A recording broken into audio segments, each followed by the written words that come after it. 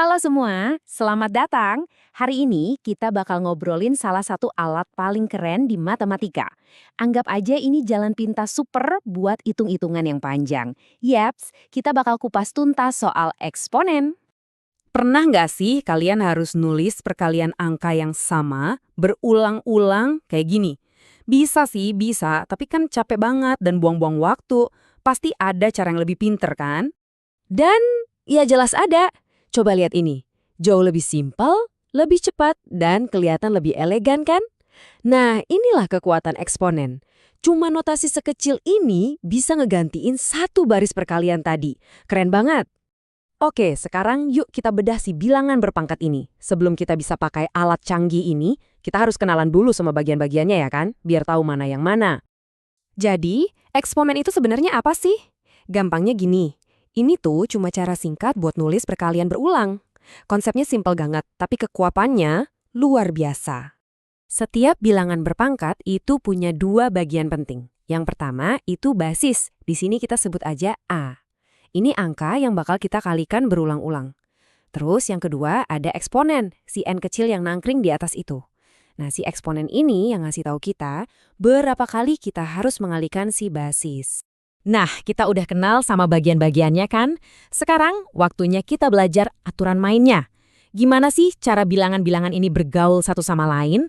Tenang, ada beberapa aturan kunci yang justru bikin ngitung jadi gampang banget. Oke, aturan pertama dan ini yang paling sering kepake. Gimana kalau kita mengalihkan dua bilangan berpangkat yang basisnya sama? Gak usah pusing-pusing hitung satu-satu. Aturannya simpel banget. Tinggal jumlahin aja eksponennya. Selesai. Tapi, kenapa kok bisa gitu? Kenapa ditambah? Coba deh kita lihat buktinya. Misalnya, 3 kuadrat dikali 3 pangkat 3. Kalau kita jabarin, 3 kuadrat itu kan 3 kali 3. Terus 3 pangkat 3 itu 3 kali 3 kali 3. Nah, pas kita gabungin semua, totalnya ada berapa angka 3 yang dikalikan? Ada 5 kan? Makanya hasilnya 3 pangkat 5. Masuk akal banget kan? Oke, tadi kan kalau perkalian, eksponennya ditambah. Nah, kalau pembagian gimana? Yup, bener banget. Tinggal dibalik aja logikanya. Buat bagian bilangan berpangkat dengan basis yang sama, kita tinggal kurangi eksponennya. Lihat deh polanya. Gampang kan? Perkalian itu temennya penjumlahan, pembagian temennya pengurangan. Sekarang, gimana kalau ada bilangan berpangkat, terus dipangkatin lagi? Jadi ada pangkat di atas pangkat. Contohnya, A pangkat N dipangkatin M. Aturannya lebih gampang lagi, tinggal kalikan aja kedua eksponennya. Eksponen juga bisa dibagi-bagi loh. Ini sifat yang berguna banget. Coba lihat, aturan pertama. Kalau ada perkalian di dalam kurung, terus semuanya dipangkatin, kayak A kali B pangkat M, kita bisa kasih pangkat itu ke masing-masing angka di dalamnya. Jadinya A pangkat M dikali B pangkat M. Contohnya jelas banget tuh. 2 kali 3 kuadrat itu ya sama aja kayak 2 kuadrat dikali 3 kuadrat. Nah, aturan yang sama persis juga berlaku buat pembagian. Simple. Oke, aturan-aturan dasar udah kita kuasai. Sekarang ayo kita masuk ke area yang sedikit lebih aneh. Tapi justru penting banget. Kita bakal bahas soal pangkat nol dan pangkat negatif. Mungkin awalnya bakal kerasa aneh, tapi tenang, ada logika yang jelas banget di baliknya. Biar ngerti soal pangkat nol, coba deh kita lihat pola ini. 2 pangkat 3 itu 8. Oke, 2 pangkat 2 jadi 4. 2 pangkat 1 ya 2. Kalian lihat nggak polanya di sini? Ada sesuatu yang terjadi setiap kali pangkatnya turun 1. Jadi setiap kali pangkatnya turun 1, hasilnya itu dibagi 2. Dari 8 jadi 4, dari 4 jadi 2. Nah, kalau kita lanjutin pola ini sekali lagi, dari 2 pangkat 1 ke 2 pangkat 0, kira-kira hasilnya jadi berapa? 1, benar banget, kan 2 dibagi 2 ya 1. Dan ini bukan cuma buat angka 2 loh, aturan kerennya adalah angka apapun, kecuali 0 ya, kalau dipangkatin 0, hasilnya pasti 1.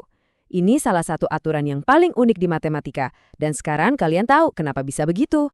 Terus, gimana sama eksponen negatif? Apa hasilnya jadi minus? Ternyata bukan gitu. Eksponen negatif itu sebenarnya cuma perintah buat bikin pecahan. Jadi, A pangkat minus N itu artinya 1 per A pangkat N. Gampangnya, pangkat negatif itu memindahkan angkanya dari atas ke bawah. Oke, kita sampai di konsep terakhir nih. Dan ini keren banget, karena ngubungin dua dunia di matematika. Gimana ceritanya kalau eksponennya itu sendiri bentuknya pecahan? Kelihatannya serem ya, tapi sebenarnya ini cuma cara lain buat nulis sesuatu yang kalian mungkin udah kenal banget. Nah, ini dia momen ahanya. Angka yang dipangkatin setengah itu sama persis artinya dengan akar kuadrat dari angka itu. Jadi, setiap kali kalian lihat pangkat setengah, langsung aja ingat, oh ini kan akar kuadrat. Gampang kan? Dan ini aturan umumnya, berlaku buat semua pecahan. Kalau kita punya A pangkat M per N, angka yang di bawah, si N, itu jadi jenis akarnya, akar pangkat N. Terus angka yang di atas, si M, itu jadi pangkat buat basisnya. Jadi penyebut jadi akar, pembilang jadi pangkat. Oke, sekarang kita rangkum ya, semua aturan penting. Oke, jadi intinya apa aja sih yang perlu kita ingat? 1, kalau dikali, pangkatnya ditambah. 2, kalau dibagi, pangkatnya dikurang. 3, pangkat dipangkatin lagi, pangkatnya dikali. 4, pangkat 0 hasilnya selalu 1. 5, pangkat negatif artinya dibikin jadi 1 per. Dan yang terakhir, pangkat pecahan itu cuma nama lain buat akar. Nah, itu dia inti dari semua obrolan kita. Jadi, eksponen itu bukan sekedar trik matematika loh. Ini tuh bahasa yang dipakai buat ngejelasin pertumbuhan, peluruhan, bunga bank, bahkan penyebaran virus. Dengan ngerti aturan-aturan ini, kalian bukan cuma belajar matematika, kalian dapat kunci buat ngebaca dunia di sekitar kalian dengan cara yang baru. Jadi pertanyaannya buat kalian, sekarang kalian udah tahu aturannya, masalah apa aja nih yang siap kalian pecahkan?